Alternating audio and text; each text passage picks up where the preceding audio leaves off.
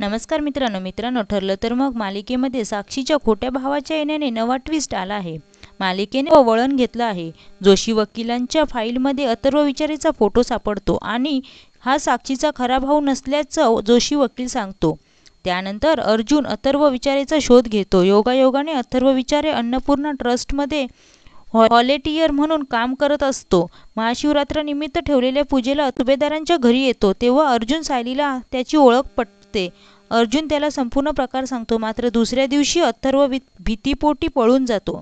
अर्जुन आणि चैतन्य अथर्वचा शोध घेत असतात। अशातच आता स्टार प्रवाहाने नुकताच ठरलं तर मग मालिकेचा प्रोमो शेअर केला आहे।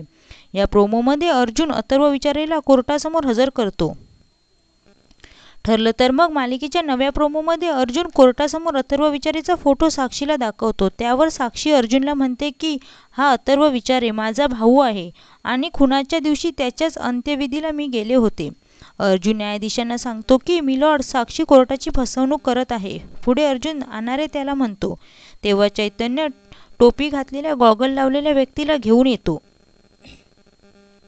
त्या व्यक्तीला पाहून साक्षीच्या पायाखालची जमीनच सरकते। साक्षी हा इथे कसा असं म्हणते। अर्जुन हळूच तिला विचारतो, भूत बघितलंस का? अर्जुनने कोर्टासमोर आणलेली ती व्यक्ती खरंच अथर्व विचारे आहे की साक्षीचा खोटेपणा सर्वांसमोर आणण्यासाठी अर्जुनचा प्लॅन आहे, हे पाहणं उत्सुकतेचं ठरणार आहे।